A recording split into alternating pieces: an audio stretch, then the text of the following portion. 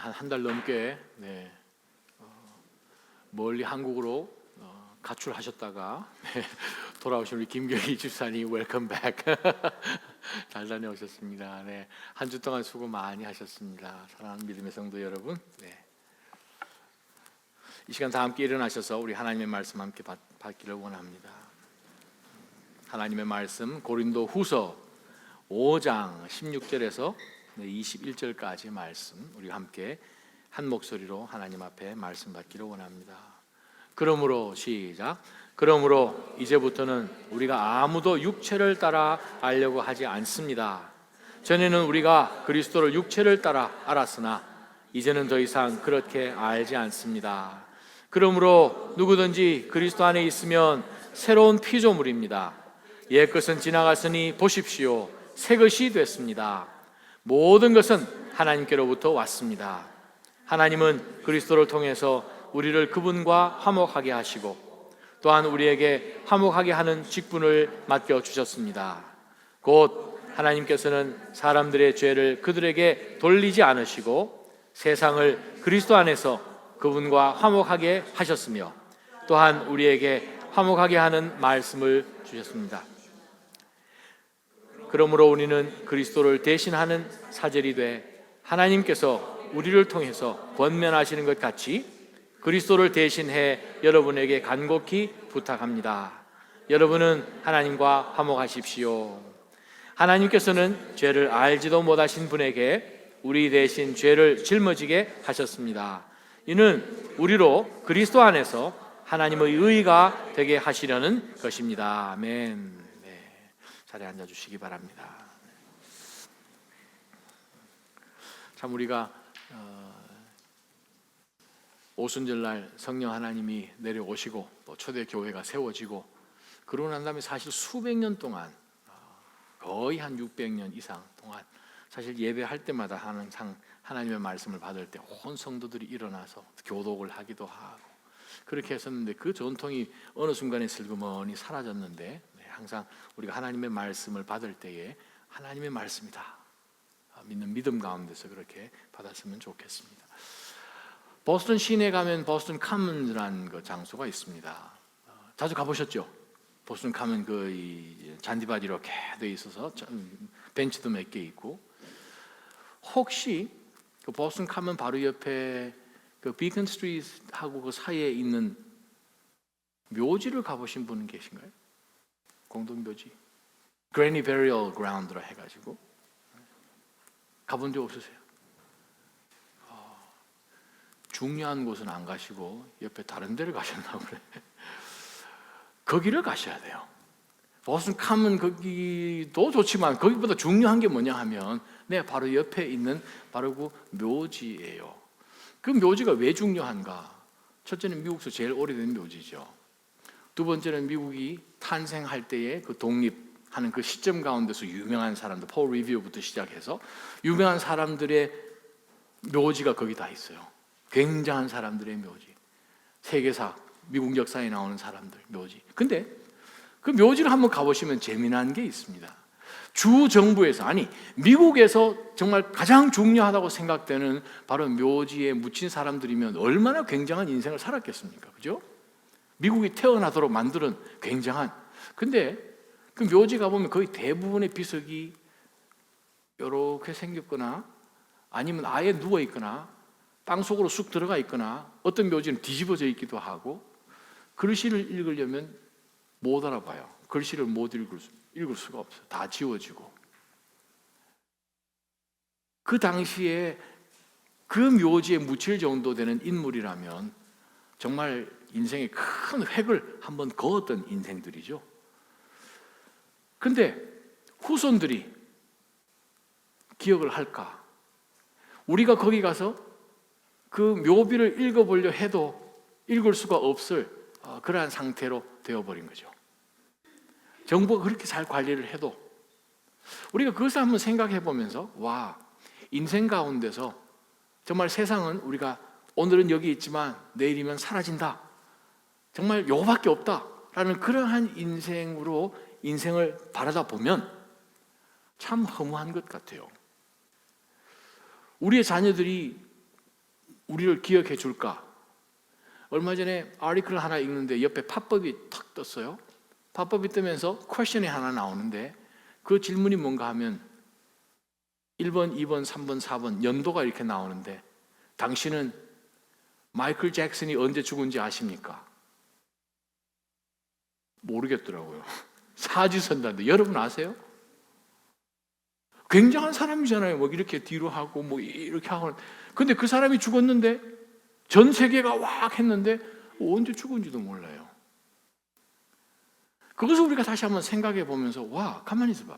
우리 인생이라는 것이 그냥 살다가 풀리 살다가 그냥 끝나는 것이 세상 사람들이 이야기하는 것처럼 그게 다가 아니다 라는 생각을 우리가 해야 됩니다.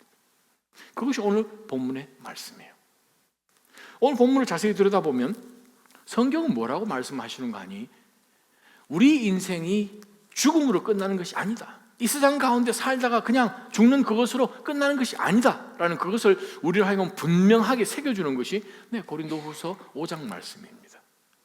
지난 금요일에 이어서 오늘 2부로 제가 오늘 이 본문을, 동일한 본문을 가지고 말씀드리는 것이 미친 크리스찬이에요. 우리가 정말 온 세상이 자기 자신에게 미쳐 있고 자기가 살고 있는 이 인생에 미쳐 있고 자신들이 붙들고 있고 호주머니 넣을 수 있는 그것에 미쳐 있는 세상 가운데서 과연 우리가 동일하게 이 세상 사람처럼 태어나고 죽는 그 기간, 그게 유일한 것이고 다라고 생각하면서 살아가는 그러한 가치관을 가지고 똑같이 살 것인가? 아니면 이것이 아니고 영원한 하나님 나라에서의 삶이 지금까지 당겨져서 지금으로부터 살고 있는 이 영원한 퍼스펙티브를 가지고 살 것인가 하는 그것이 바울 사도가 고린도 교회에게 보낸 두 번째 편지라는 거죠. 왜냐하면 고린도 성도들이 보면서 세상적인 관점으로 바울을 쳐다보니까 미친 것 같거든요. 어떻게 저럴 수가 있을까? 어떻게 저렇게 집중될 수 있을까? 하는 가운데서 바울 사도가 우리가 그리스도에게 미쳐 있어야 되는 이유가 이런 것입니다 라고 보낸 것이 고린도 후서이지요. 오늘 본문 가운데서 정말 큰 핵이 되는 것이 16절입니다. 16절은 물론 이해하려면 앞에 있는 10절부터 읽어봐야 16절에 하는 이야기가 이해가 되지요. 16절 한번 보십시다. 그러므로라는 표현이 있다는 것은 바로 앞에 뭐가 나왔다는 거죠. 이제부터는 우리가 아무도 육체를 따라 알려고 하지 않습니다. 이유가 뭡니까? 그러면 그러므로가 뭔가? 바로 앞부분도 진행되는 내용들. 그 말은 바로 지난주일 제가 여러분에게 설교 말씀드렸던 바로 그것이요. 뭡니까? 하나님을 경외하는 것. 모든 인생이 살지만 언젠가는 죽고 죽는 것으로 끝이 아니고 묘비 하나 멋지게 새겨서 그냥 크다크한 비석 세우고 굉장한 것, 그것이 다가 아니라 하나님 앞에 모두가 서야 되는 것이고 심판대 앞에 몸으로 한 그 모든 행실들을 하나님 앞에 다 고해야 되는, 하나님 앞에서 반드시 그 심판대 앞에 서야 되는 그것을 우리가 알기 때문에 이 세상 사는 것으로 그냥 끝이 아닌 것을 알아야 합니다. 우리는 그러면 하나님 앞에 어떠한 모습으로 서야 되겠습니까? 그냥 심판받을 모습으로 서야겠습니까? 영광스러운 부활의 영광 가운데 들어가 있는 믿음으로 서겠습니까? 그것이 지금 바울 사도의 이야기잖아요. 그래서 11절부터 나오는 내용이 예수 그리스도의 부활이에요. 예수 그리스도의 부활의 능력. 그래서 바울 사도가 뭐라고 표현하냐면 우리는 이제부터는, 언제부터요? 예수 그리스도를 구세주로 영접한 그 시점부터는, 거듭난 시점부터는, 요한복음 3장 3절, 그 시점부터는 우리를 더 이상 육체로 알지 않겠습니다, 그 말이죠. 그게 무슨 말입니까? 육체로 안다라는 것은 겉모습으로 판단한다, 그 말이죠. 육체로 안다, 즉 태어나고 죽는 요 기간 동안에 일어나는 겉으로 보여지는 세상 사람들이 모두 미치게 추구해 나가는 그것만 아는 것, 무엇입니까? 성공하는 것이고 많이 소유하는 것이고 이 땅 가운데 이름 석자 남기는 것이고 뭐 세상적으로 생각하는 그 모든 것, 그것이 육으로 드러나는 거죠. 이 세상 가운데 살아가는 딱 그 기간 가운데 드러나 보이는 것, 때로는 우리도 부럽다라고 생각되는 것. 예전엔 우리도 그것이 최고라고 생각을 하고 쫓아다녔습니다. 그것 아는 것이 진짜 인생을 아는 것이다라고 했는데 바울 사도는 이야기합니다. 그러므로 이제부터는 우리가 그 어떤 사람도 겉으로 드러나 보이는 육체만 아는 것으로 안다고 하지 않겠다. 그러면서 바울 사도가 16절에 이렇게 이야기합니다. 전에는 우리도 그리스도를 육체로 따라 알았다는 거죠. 그 말은 무슨 말입니까? 예전에 예수 그리스도를 구세주로 영접하기 전에는 예수 그리스도를 볼 때 육체로만 아는 거예요. 이 땅 가운데 온 한 인간이구나, 우리와 동일한 인간이구나, 얼굴 모습을 가지고 배고프면 밥 먹고 목마르면 물 마시고 피곤하고 그냥 육체로 아는 거예요. 그러다 보니까 육체로 알기 때문에 그를 메시아로 받지 못하고 십자가로 매달아서 죽는 것으로 끝을 내야 되겠다. 저 인간은 그것이 육체로 아는 거예요. 그냥 유명한 도덕 선생 정도 되나 보다. 저 사람이 나를 무슨 구원을 할 수 있으랴, 너나 나나 똑같은 인간인데 라는 것으로 생각하면서 육체로 아는 사람들은 그를 메시아로 절대 받을 수가 없었던 거죠. 바울 사도도 예수 그리스도가 육체로만 알았기 때문에 그가 메시아인 줄을 몰랐잖아요. 다메섹 가기 전까지는. 그랬으니 육체로만 그리스도를 알았으니 바로 그 예수 그리스도가 신입니다. 이분은 하나님입니다. 성육신 하셔서 우리 가운데 오신 메시아입니다라고 믿었더니 돌았다라고 해서 바울 사도가 목숨 걸고 이 사람들을 핍박하고 연행하고 체포하고 죽이는 그 일에 앞장선 이유지 않습니까? 그랬는데 다메섹에 올라가는 그 길에서 육체로만 알았던 그분이, 육체만 있는 그분이 아니라 하나님이신 것을 깨달았을 때 그는 얼마나 충격인지 모릅니다. 얼마나 충격이었으면 그 사람이 집에도 못 가고 아라비아 사막으로 갔겠습니까? 그것도 3년이나. 자기가 지금까지 엄청난 학문 가말리엘 학파 속에서 그가 올라오면서 정말 극소수에 해당되는 이스라엘 전체를 대표하는 70명 장로가 있는 산헤드린 공회원으로 들어가 있으면서 그 젊은 나이에 그의 모든 인생이 완전히 흐트러져 버렸죠. 육체로만 알았는데 그 예수 그리스도를 진짜 인격적으로 만나고 난 다음에 그의 삶은 어떻게 고백되는가? 이제는 더 이상 그렇게 알지 않습니다. 그분은 우리가 육체로 알아야 할 분이 아니라는 거죠. 이 자리에 계신 사랑하는 우리 믿음의 성도 여러분, 예수 그리스도를 힘써 알아야 됩니다. 육체로 정도, 쉽게 얘기하면 아주 얄팍한 정도의 그리스도를 아는 것 가지고 우리가 겪는 이 어려운 고난을 이겨내기는 힘들어요. 그리스도를 온전히 붙잡아야 됩니다. 우리 가운데 정말 그리스도가 주인이 되시고 소유하시고 다스리시고 그분이 인도하시는 그 삶을 사는 그것이 그리스도를 진짜 아는 거예요. 그리스도를 육체 정도만 알게 되면 육체적으로 일어난 그 일에 대해서 이분께서 해결을 하시지 못할 것이다 라고 생각을 하고 우리가 바쁜 거죠. 내가 더 열심히 해야 된다고 생각을 하고 내가 더 많은 사람 만나야 된다고 생각을 하고 어찌됐든 내가 많이 소유해야 된다고 생각을 하는 그것은 무엇인가? 그리스도를 육체로 아는 거죠. 신앙이 육체에만 머물러 있는 거예요. 근데 바울 사도가 지금 이야기하는 것이 무엇입니까? 우리 인생이라는 것은 육체가 아니라는 거죠. 육체까지 포함하여서 이미 하나님의 나라를 지금까지 당겨서 지금부터 사는 그 인생인 것을 우리는 알지 못합니까? 라고 바울 사도가 16절에 우리에게 이야기합니다. 더 이상 우리는 육체로 살 수 없다는 거예요. 육체만 알고 살 수 없다는 거예요. 그러면서 바울 사도가 17절에 많은 분들이 암송하시는 그 말씀 17절에 뭐라고 이야기하십니까? 그렇기 때문에 그러므로 누구든지 그리스도 안에 있으면 새로운 창조입니다. 새로운 피조물입니다. 여기 나와 있는 이 헬라어로 이 피조물이라는 단어는 것은 creation이라는 뜻도 물론 되지만 하나님의 역사라는 뜻도 돼요. 쉽게 얘기하면 지금 creation이 됐잖아요. 지금부터 계속 진행되어 나가는 어떤 엄청난 새로운 사건으로도 우리가 해석을 할 수 있어요. 자, 누구든지 그리스도 안에 있으면 새로운 피조물이 새로 된 거죠. 그 말은 육체로만 알고 그냥 한정적으로 이 땅 가운데서 시간과 공간에 한정돼서 살던 그것에서 완전히 벗어나서 보라고 이제는 new creation이라는 거죠. 새로운 창조물이 된 거죠. 새 하늘과 새 땅을 받아야 하는 그 나라 가운데 속해 있는 사람이 되어버린 것이죠. 이 세상에 속해 있어서 육체로만 알고 있는 얄팍한 정도의 그러한 인생이 아니라 깊이가 있고 영원한 길이가 있는 신앙이라는 거죠. 믿음이라는 거죠. 존재라는 거죠. 바로 그것을 바울 사도가 지금 17절에 이야기합니다. 자, 우리가 오늘 정말 예수 그리스도를 육체로 알지 않고 메시아인 하나님으로 우리가 그를 영접하고 구세주로 받아들인 사람은 그리스도를 향하여 미칠 수밖에 없습니다. 그리스도에 대해서 obsessed 될 수밖에 없다. 보통 미친 사람 여러분 본 적 있으시죠? 없으시군요. 저는 여러 번 미친 사람들을 보았습니다.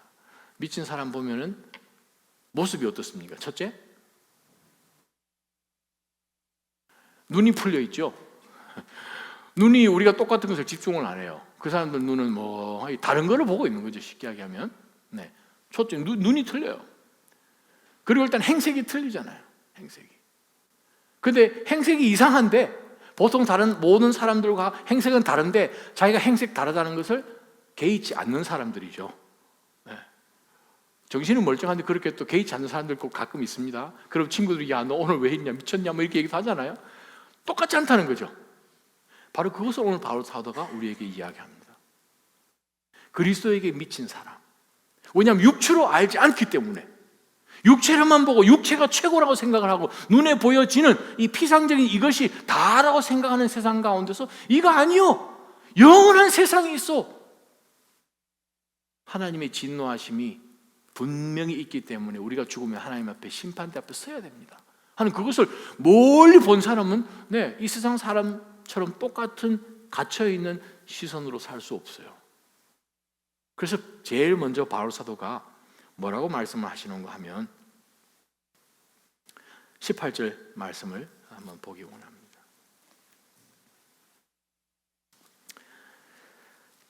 17절부터 19절까지 한 목소리로 다시 한번 읽어보겠습니다. 그러므로 시작. 그러므로 누구든지 그리스도 안에 있으면 새로운 피조물입니다. 옛것은 지나갔으니 보십시오, 새 것이 됐습니다. 모든 것은 하나님께로부터 왔습니다. 하나님은 그리스도를 통해서 우리를 그분과 화목하게 하시고 또한 우리에게 화목하게 하는 직분을 주셨습니다. 곧 하나님께서는 사람들의 죄를 그들에게 돌리지 않으시고 세상을 그리스도 안에서 그분과 화목하게 하셨으며 또한 우리에게 화목하게 하는 말씀을 주신 것입니다. 아멘. 바로 이 17절부터 우리가 새로워졌는 것을, 그리스도 안에서 새로운 피조물 된 것을 꼭 보셔야 합니다 라고 하는 것을 바울 사도가 지금 이야기합니다. 지금 봐야 되는 것을 지금 초점하죠. 근데 16절 NLT 성경을 보게 되면 두 번에 걸쳐서 바울 사도가 반복하는 단어가 있어요. 혹시 여러분 NLT 성경 가지고 계시면 한번 보세요. So, we have stopped evaluating others from a human point of view. 인간의 관점에서 다른 사람들을 evaluating 하던 그것을 stop 했다는 거죠. 이제는 사람, 동일한 다른 이 세상 살아가는 것이 다라고 생각하는 사람들의 관점으로만 보던 그것을 우리는 이제 더 이상 그렇게 하지 않습니다. At one time, we thought of Christ merely from a human point of view. 한 번 더 반복하죠. 우리가 한때는 예수 그리스도를 구세주로 영접하기 전에는 그리스도를 그냥 인간의 관점에서 보았죠. How differently we know him now. 그렇게 NLT는 번역을 했습니다. 우리가 예전에 예수 그리스도를 구세주로 영접하지 않고 믿지 않았을 때 그리스도를 볼 때는 그냥 2000년 전에 한 사람인가 보다. 근데 그리스도를 진짜 알고 믿게 되고 구세주인 것을 깨닫게 될 때는 이분이 아니시구나.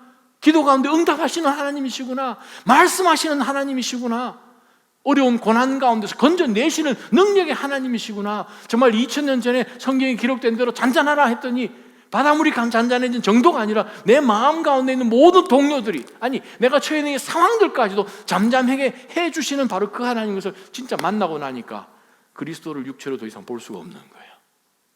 그러면 육체로 그리스도를 이젠 더 이상 알지 않고 영으로 하나님으로 아는 사람의 모습은 어떤 것인가? 바로 그 사람이 17절의 사람이에요. New Creation이라는 거예요. 그리스도 안에서 새로운 크리에이션 되는 사람이에요. 그러면 새로운 크리에이션 된 사람이 어떻게 살아가야 되는 모습인가? 즉, 이 사람들은 어떤 모습으로 새로운 크리에이션 되었다는 것을 드러내는가? 그것이 18절부터 21절까지 내용이에요. 18절, 19절의 내용에 보게 되면 무엇입니까? 바로 그것은 그리스도 안에서 새로운 크리에이션이 됐는데 그 새 피조물 된 사람에게 뭘 주셨는가 하면 직분을 주셨다는 거예요. 무슨 직분을 주셨는가? 다른 사람들을 하나님과 화목하도록 바로 화목할 수 있는 도구로, 에이전트로 우리를 부르셨다는 거예요. 바로 그것이 18절 말씀입니다. 모든 것은 하나님께로부터 왔습니다. 모든 것이 무엇입니까? 하나님의 새로운 역사예요. 모든 우리 삶 가운데 예수 그리스도를 딱 영접하고 난 다음에, 그전에 우리가 육체로만 알았던 그분이 육체의 바로 한 인간이 아니라 하나님이 이신 것을 딱 깨닫는 순간부터 하나님의 놀라운 뉴 크리에이션이 시작되는 거예요. 역사가 시작되는 거죠. 그러고 난 다음에 18절에 보니까 뭐라고 합니까? 모든 것이 하나님께로부터 왔습니다. 이전에는 내가 열심히 해서 한 줄 알았는데, 내 친구가 도와줘서 한 줄 알았는데, 내가 건강해서 그런 줄 알았는데 아닌 거예요. 하나님이 보이기 시작하는 거예요. 하나님은 육체의 눈으로 볼 수 없습니다. 그러니 세상 사람들이 하나님 앞에 두려워하지 않죠. 하나님이 보이지 않기 때문에. 그러나 보이지 않는다고 없습니까? 공기가 보이지 않는다고 없습니까? 그래서 이야기합니다. 바울 사도는 모든 것이 하나님께로부터 왔습니다. 근데 하나님께로부터 모든 것이 왔는데 특별히 그리스도 안에서 새 피조물 된 사람들에게 무엇이 왔는가를 바울 사도는 이렇게 이야기합니다. 하나님은 그리스도를 통해서 그분, 우리가 이제 더 이상 육체로 알지 않는 그분, 그리스도를 통해서 우리를 그분과 화목하게 하시고 또한 우리에게 화목하게 하는 직분을 맡겨주셨다는 거예요. 우리가 화목이 뭔지를 그리스도를 통해서 깨달았어요. 그 이전에는 하나님이 없다, 하나님 있으면 그냥 뭐 두려운 분이신가 보다, 그냥 그 정도만 알았는데 바로 그분이 창조주 하나님이신데 거듭나고 나니까 그분이 내 아버지가 되신 거죠. 죄로 인하여서 그분을 도저히 알 수 없는, 죄가 하나님과 우리 인간 사이를 갈라놨기 때문에 인간이 하나님을 알 수 없어요. 하나님이 계시를 주셔서 그것에 정말 믿는 믿음 가운데, 주님의 도움 가운데 눈을 뜨지 않으면 절대 하나님 앞에 나갈 수가 없는데, 그것을 다 하나님께서 이루어 주신 것을 깨닫고 나니까 바울 사도가 이야기합니다. 와, 화목하게 되었다. 그리스도를 통해서. 하나님은 전제 군주이시지 않습니까? 만왕의 왕이시지 않습니까? 무서운 다스리시는 분이신데 바로 그분과 화목하게 된 거예요. 전쟁을 치러야 되는데 나는 도무지 이 전쟁 이길 수 없는 그 전쟁인데 바로 그분께서 화친하신 거죠. 그리스도를 통하여서. 그래서 내가 하나님하고 화목이 되었더니 이 삶이 얼마나 기뻤는가. 바로 그것을 하나님 우리 가운데 부탁하셔서 그리스도에게 미친 사람은, 그리스도에게 정말 obsessed 있는 사람은 어떻게 사는가? 화목하는 사람이고, 주변에 있는 모든 사람들과 화목하는 사람이고, 화목이 무엇인지를 주변 화목에 대해서 전혀 모르는 사람들에게 보여주는 사람이라고 바울 사도는 우리에게 얘기합니다. 굉장한 사건이죠. 굉장한 변화죠. 우리는 화목이 사실 뭔지는 예전에는 몰랐던 사람들인데, 근데 이제는 모든 것이 용서가 되고 그것이 내 마음 가운데 그렇게 찔려지지 않고, 예전처럼 뚜껑이 잘 열리지, 예전엔 잘 열렸잖아, 그죠? 근데 요즘은 잘 열리지도 않고 이제 아예 안 열리고 막 그렇게 변하는 그것을 하나님께서 해주시는 거죠. 그것이 무엇인가? 화목이에요. 화목, reconciliation. 화목. 로마서하고 이 고린도 후서밖에 화목이라는 단어가 안 나옵니다. 화목, 화목케 하심. 이 엄청난 하나님의 역사를 바로 예수 그리스도를 통해서 믿는 성도들에게 맡겨주셨다는 거예요. 그러면 우리가 그리스도에게 미쳤다는 그 의미는 뭐냐면, 우리 삶 가운데서 화목을 전하고 하나님과 화목되어 있는 사람의 모습이 무엇인지를 보여줘서 이 사람들로 하여금 하나님과 화목하도록 돕는 그 일이 바로 새로 뉴 크리에이션 된 사람에게 주신 제일 첫 번째 사명이라는 거예요. 다른 말로 표현하면 전도하는 거죠. 화목이 뭐겠습니까? 그리스도를 믿으시면 하나님과 화목이 되고요, 일단 화목이 되면 인생이 완전히 달라집니다. 육체로만 아는 것으로 이제는 그것은 끝이고 영원한 새 나라가 있는 것과 이 땅 가운데서 영원한 천국을 미리 당겨서 사는 것입니다. 그게 뭔 줄 아십니까? 마음 가운데 뭐 잘못하기만 하면 천둥만 쳐도 내가 뭘 잘못한다, 그런 것 가운데서 천둥이 빠바바방 치면 창문을 확 열고 난 다음에 우와, 하나님 창조하신 것이 굉장합니다. 그거잖아요. 천둥 번개 칠 때에 그것을 보면서 와, 하나님 창조하신 것이 very creative 하십니다. 아예 관점이 달라지는 거죠. 바로 그것을 바로 믿음 가진 사람들에게만 하나님 그런 담대함을 주셨다는 거, 그것을 전하는 거죠. 비행기 타고 가다가 확 내려가면은 거의 그 탄 사람들 전부 다 뭐예요? 우와! 막 그러잖아요. 이렇게 내려오면. 근데 믿음이 있는 사람은 뭐 하나님 때에 알아서 불러가시겠지 뭐 하는 그러한 가운데서 정말 우리는 때를 어떤지 못 어떤지 복음을 전하는 그러한 화목케 하는 그 직분을 잘 감당하는 것이 바로 주님께서 우리 가운데 부탁하신 것입니다. 근데 19절을 자세히 들여다보면 곧 하나님께서는 사람들의 죄를 그들에게 돌리지 않으시겠다는 거죠. 예수 그리스도를 믿으면 바로 그것이 화목입니다. 그래서 세상을 그리스도 안에서 그분과 화목하게 하셨으며 또한 우리에게 화목하게 하는 하나님 말씀에 여러분 동그라미 치셔야 됩니다. 화목하게 하는 말씀을 맡겨주셨다는 거예요. 화목하는 직책을 맡겨주셨을 뿐만 아니라 화목케 하는 말씀을 맡겨주셨어요. 말씀이 뭡니까? 복음이죠. 그러면 내가 복음을 소유했다는 거죠. 말씀을 맡겨주셨어요. 하나님은 주셨어요. 근데 저는 안 받았는데요. 그러면 안 되는 거죠. 하나님 우리에게 주셨어요. 그러면 복음, 예수 그리스도, 우리 주 예수 그리스도를 통해서 어떠한 엄청난 죄를 지은 사람이라 하더라도 그리스도 앞에 나아가게 되면 하나님과 화목할 수 있는 엄청난 비밀의 역사를 하나님께서 이미 해놓으셨기 때문에 우리에게 이 복음, 즉 예수 그리스도를 구세주로 영접하십시오. 그리하면 너와 내 집이 구원을 얻겠습니다 하는 바로 그 복음, 예수 그리스도 외에는 하나님 앞에 갈 수 있는 그러한 어떤 길도 없다는 그것, 어떤 이름도 우리 인간 가운데 주신 적이 없다는 것, 바로 그것을 깨닫고 나아가는 것, 바로 그 복음의 메시지를 우리에게 주셨어요. 그러면 성도는 정말 어떤 상황 가운데 있으니까 안 돼. 예수 그리스도를 전하는, 복음을 전하는 말씀이 있어야 되는 거죠. 그래서 사실 우리가 1:1 제자 훈련 받는 거 아닙니까? 나에게 주어진 시간이 10분이다. 복음이 무엇입니까? 나에게 주어진 시간이 1시간이다. 예수 그리스도에 대해서 정말 조직적으로, 지혜롭게, 이론적으로, 이성적으로 말씀에 맞게 설명해 보십시오. 그것을 할 수 있어야 되는 거죠. 훈련이에요. 복음을 훈련하는 거죠. 말씀 전하는 것을 훈련하는 거죠. 그러한 가운데서 내 삶이 복음에 빗대어서 사는 인생이라면, 붙어서 사는 인생이라면 그렇습니다. 내 삶 가운데 진짜 부활하신 예수 그리스도의 그 메시지가 내 삶으로 살겠죠. 살아가는 거죠. 골로새서 2장 13절 14절을 제가 여러분에게 읽어드립니다. 여러분이 죄와 육체의 무할례로 죽었으나 하나님께서 우리의 모든 죄를 용서하심으로 여러분을 그리스도와 함께 살리셨습니다. 하나님께서는 우리를 거스려 대적하는 조문에 담긴 채무증서를 제거하시고 그것을 십자가에 못 박아 우리 가운데서 없애버리셨습니다. 이것은요, 세상 사람들에게는 미친 이야기입니다. 말도 안 되는 거예요. 저희 장인들은 예수님을 영접 그동안 못했던 이유가 뭡니까? 아니, 사람이 그래도 좀 뭐가 있어야 되죠. 아니, 다른 사람 해놓은 거 가지고 그거 빌붙어서 어떻게 천국을 가냐. 그게 인정이 안 돼서 예수님을 영접을 못한 거예요.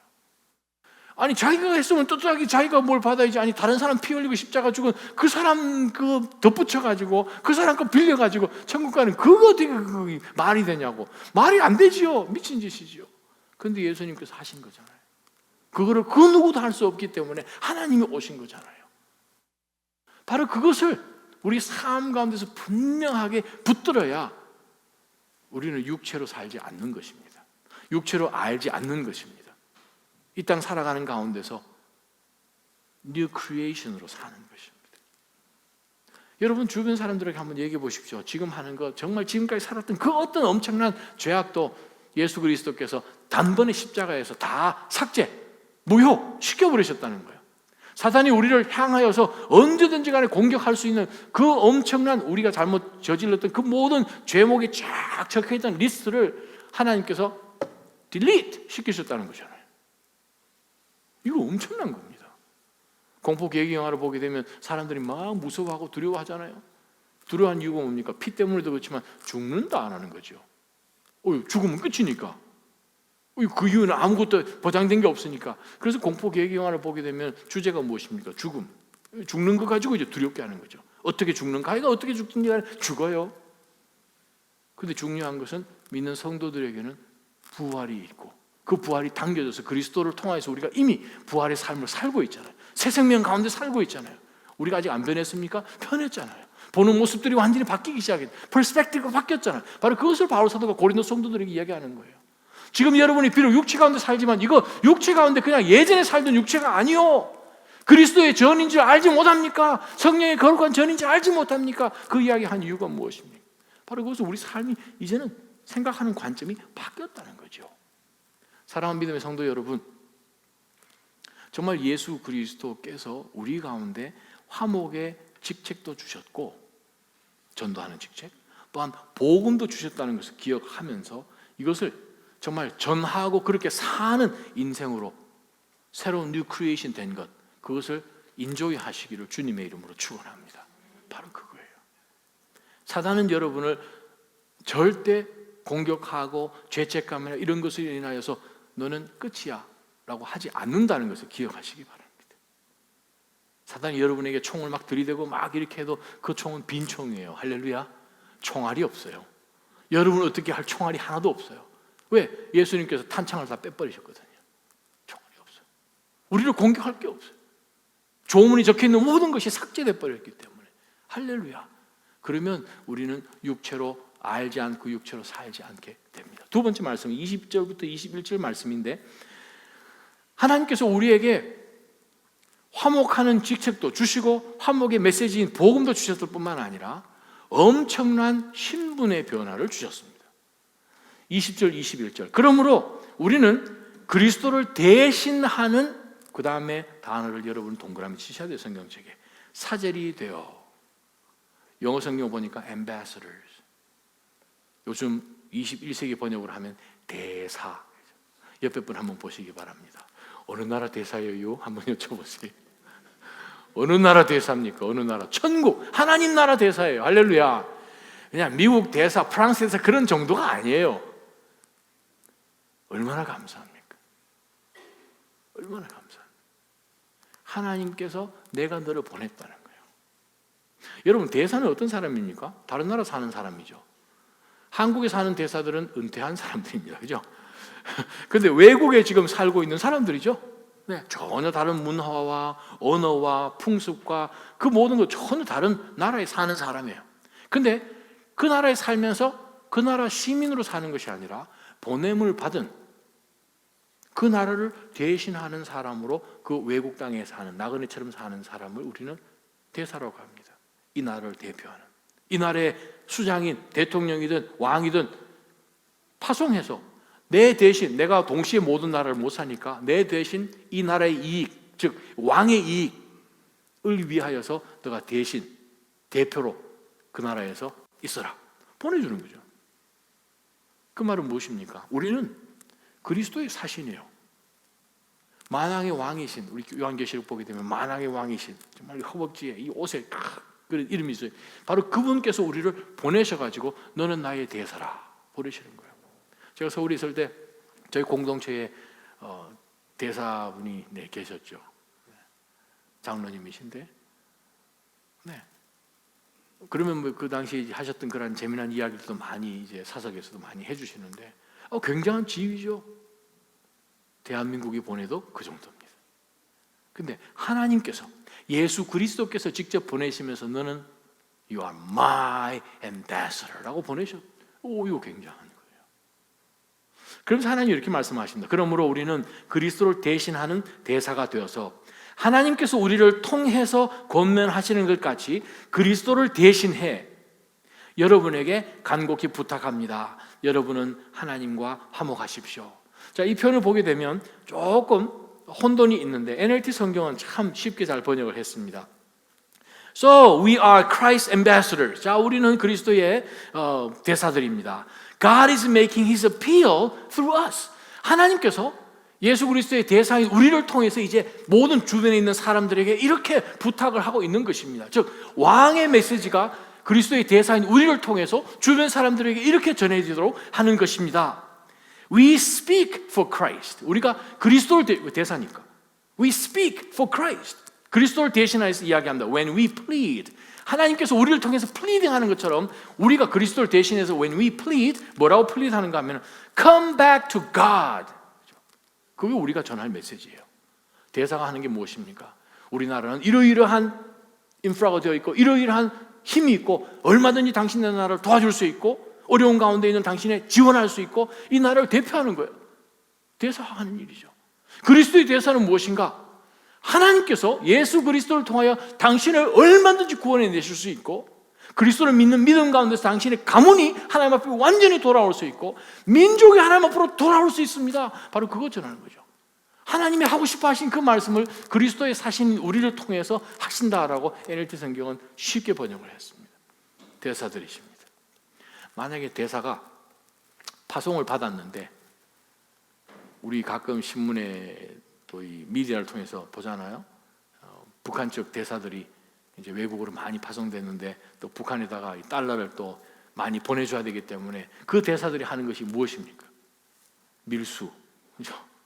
그러다 보니까 막 걸려들고, 뭐 우리 선교 자주 가는 우리 쿠바산 시가를 그냥 뭐 이거 수천 통 이렇게 해가지고 뭐 그거 엑스레이 찍힌 사진도 나오고, 그렇게 되면 이제 전 세계에서 이제 이상하다 뭐 이렇게 되죠. 만약에 하나님께서 그리스도의 대사로 우리를 보내셨는데, 그리스도의 대사인 우리가 주께서 보내신 그 일을 하지 않고, 정부의 일을 하지 않고, 보냄을 받은 그 나라의 일을 하지 않고, 만약에 내 일에만 분주해서 여기 다녔다 저기 다녔다 왔다 갔다 한다면,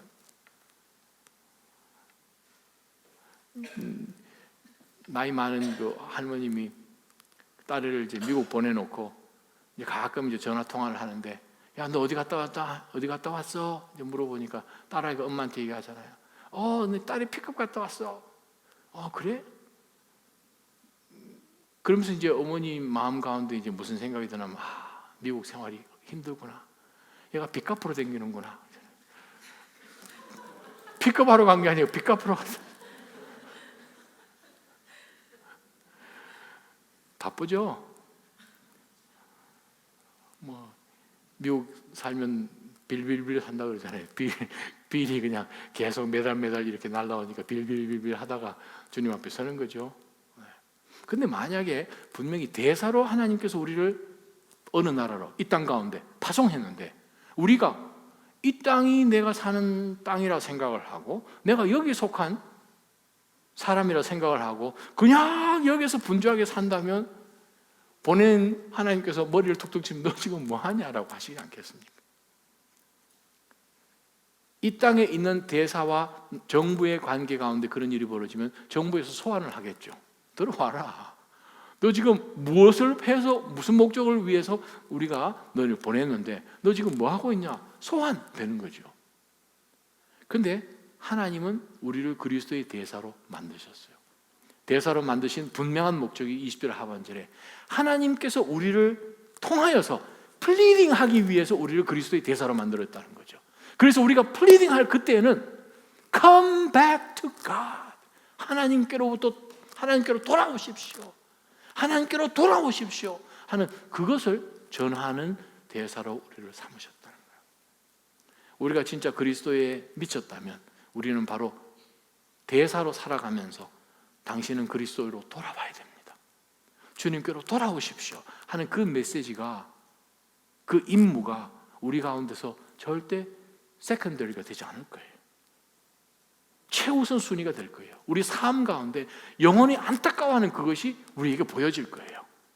예전에는 내 아는 사람이 세상적인 눈으로 육체로만 보면서 괜찮네, 괜찮네, 나도 한번, 그게 아니라 영원히 안타까운 거죠. 가족이 영원히 안타까운 거죠. 같이 일하는 동료가 영원히 안타까운 거죠. 바로 그것이 대사의 삶이에요. 우리는 이 세상에 굉장한 사람들, 어느 한때 살다가 묘지에 묻혀서 조금만 지나면 비석이 넘어지는 그러한 인생에 부러워하는 삶이 아니라, 당신도 예수 그리스도의 상속자가 될 수 있습니다. 동일하게 그리스도와 함께 하나님의 나라를 유업으로 받을 수 있는 사람이 될 수 있습니다. 먼저 하나님과 화목될 수 있습니다. 바로 그것을 전하는, 바로 그 일을 위해서 하나님이 우리를 부르셨어요. 마지막 21절 한번 보십시다. 하나님께서는 죄를 알지도 못하신 분에게, 그리스도께 우리 대신 죄를 짊어지게 하셨습니다. 바로 그 사건을 우리가 압니다. 십자가 위에서 일어난 사건이기 때문에. 이는 그 다음에 이제 예수 그리스도께서 십자가 위에서 죽으신 것은 우리 의를 위하여 하신 것입니다. 이는 그 다음에 이제 화살이 우리에게 돌아옵니다. 우리로 하여금, 우리로 그리스도 안에서 하나님의 의가 되게 하시려는 것입니다. 그리스도에게 미쳤다는 그 의미는 하나님의 의로 사는 것이에요. 내 의도 아니고 세상의 의도 아니고 하나님의 의. 하나님의 의는 무엇입니까? 나는 절대적으로 하나님의 의를 소유할 수 있는 그런 자격이 없는데 나는 하나님 앞에 저는 죄인입니다 라고 고백하는 가운데 하나님이 그래, 그러나 예수 그리스도를 통해서 너 죄는 다 사함을 받았다 라고 하나님 안아주시는, 내 삶 가운데 나는 은혜로 사는겨 하는 그것을 삶 가운데 늘 얘기하면서 사는 그 사람이 바로 하나님의 의인 거예요.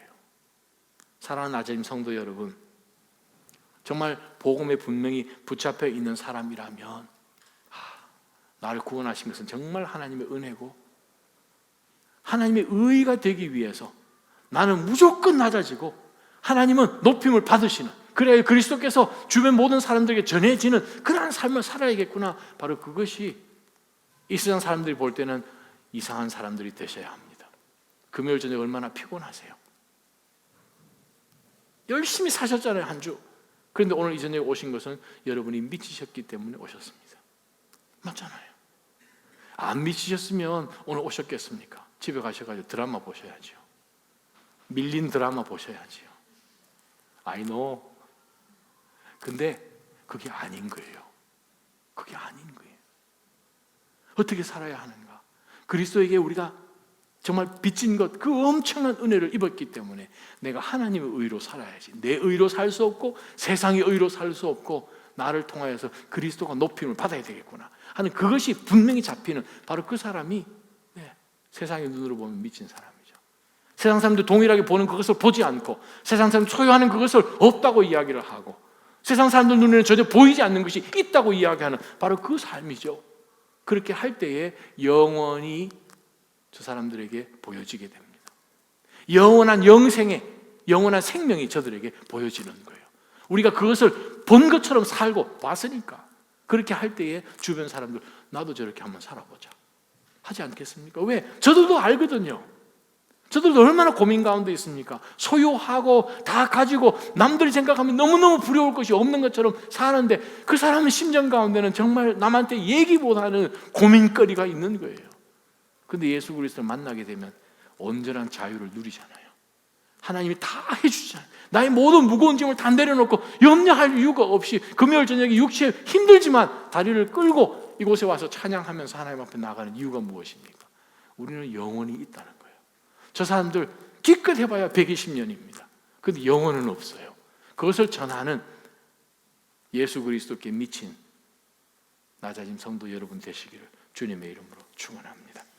한번 기도하며 하나님 앞에 이 시간 나가십시다. 하나님, 저희가 정말 앞으로는 얄팍한 육체로 알고 육체로 인정하고 남들을 육체로 평가하는 그러한 수준의 신앙으로 절대 내려가지 않게 하여 주옵소서. 하나님 아버지, 영으로 알고 심령으로 알고 그 깊이 있는 그러한 퍼스펙티브를 우리 가운데 허락해 주셔서 이 세상의 얄팍한 그러한 가치 기준으로 살아가지 않도록 주님 저희를 붙드시고, 특별히 무엇보다도 하나님께서 저희를 부르셔서 화목하는 그 직책을 주시고 복음을 저희 가운데 주시고 예수 그리스도의 사신으로 대사로 저희를 임명해 주셔서 하나님의 의가 되도록 살게 하셨으니 하나님, 내 삶을 통하여 하나님 홀로 영광 받아 주옵소서. 우리가 한번 고백하며 하나님 앞에 나가십시다. 기도하겠습니다. 살아 역사하시는 하나님 아버지, 오늘 이 메시지를 주여 저희가 믿음으로 받으면서 하나님 아버지요, 과연 그리스도